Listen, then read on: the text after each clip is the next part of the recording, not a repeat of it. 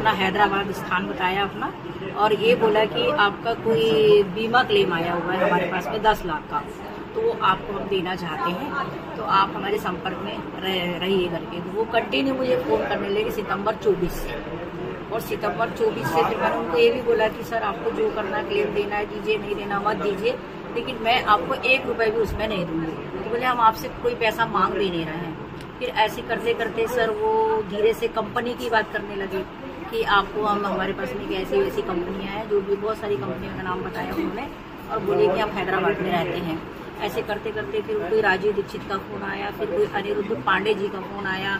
ऐसे करते 4-5 लोगों का मेरे पास में कॉल आने लगा, और सब मिलके ये बोलने लगे कि आपको कंपनी में हम जोड़ रहे हैं, आपको कोई काम देंगे और आप इसमें इन्वेस्टमेंट करेंगे तो इसमें आपको अच्छा बेनिफिट होगा, आपके बच्चों का भविष्य बन जाएगा। ऐसा वैसा सर मैं उनकी बातों में आ गई, और पता नहीं ऐसा क्या मतलब ब्रेन वॉश हुआ कि मैं धीरे धीरे करके कभी लाख, कभी 2 लाख, कभी 4 लाख, ऐसा करते करते 19/2 से बैंक से RTGS के माध्यम से तो उनके खाते में पैसा ट्रांसफर करना। कितना पैसा ट्रांसफर किया टोटल मिला के सर 44 लाख। वैसे तो ऊपर भी होगा पर मुझे ध्यान में नहीं है, और मेरे को 17 ट्रांजेक्शन जो हुए हैं RTGS के माध्यम से, तो वो मैंने किया। फिर बाद में धीरे धीरे उनके मोबाइल बंद होने लगे, फिर नंबर बदलने लग गए।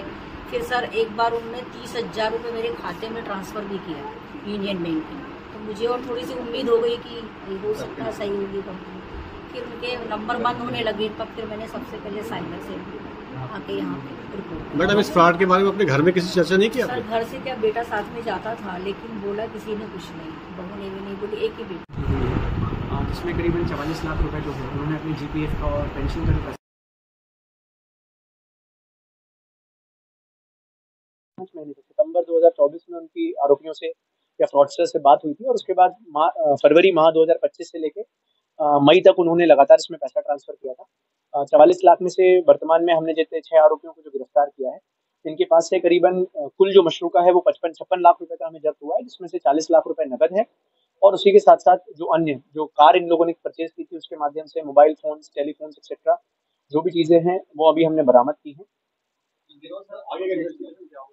जी, इसमें जो आरोपी पकड़े गए हैं एक्चुअली ये 3 राज्यों से बिलोंग करते हैं। इसमें बिहार के हैं, वाराणसी उत्तर प्रदेश के हैं, नोएडा गाजियाबाद जो यूपी में आता है वहाँ का गिरोह था। ये लोग जो है कंपनी बना के, मल्टीपल कंपनीज बना के फ्रॉड करते थे। सभी जो बैंक अकाउंट्स हैं वो कंपनीज के नाम पे हुआ करते थे, जिसमें कोर लाइफ रियल्टर्स करके था, सतपाल ट्रेडर्स था। ऐसे मल्टीपल कंपनीज बना के लेयरिंग में पैसे को इधर से उधर ट्रांसफर करते थे, उसके बाद कैश विड्रॉल होता था। कैश विड्रॉल जो हुआ था वो नोएडा, गाजियाबाद, न्यू दिल्ली इन जगहों से हुआ था। इसमें कुछ पैसा चेक के माध्यम से विड्रॉल हुआ, कुछ पैसा जो है वो ATM कार्ड्स के माध्यम से विड्रॉल हुआ था।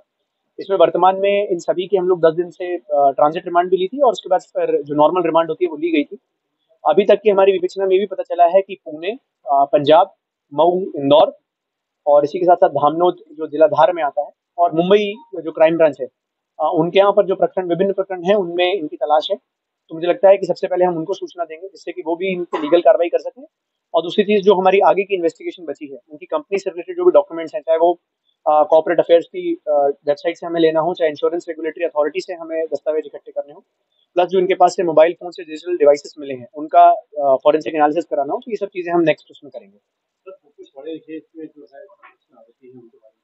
देखिए, इसमें कुछ जो आरोपी हैं बड़ा शॉकिंग था।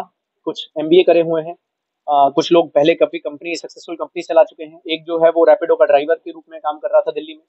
ऐसे विभिन्न प्रकार के लोग हैं जिन्होंने कुछ ना कुछ, जिनकी पढ़ाई का जो एजुकेशनल बैकग्राउंड है वो ठीक ठाक रहा है, और इनके माध्यम से इनने उन लोगों को टारगेट किया पहले बात अकाउंट्स खुलवाने के लिए जो मजदूर वर्ग के होते हैं, इकोनॉमिकली वीकर सेक्शंस के होते हैं। उनको गवर्नमेंट की विशेष योजनाओं का लाभ देने के नाम पे उन लोगों ने इनके खाते खुलवाए, और खाते खुलवाने के बाद इनका मिसयूज किया था।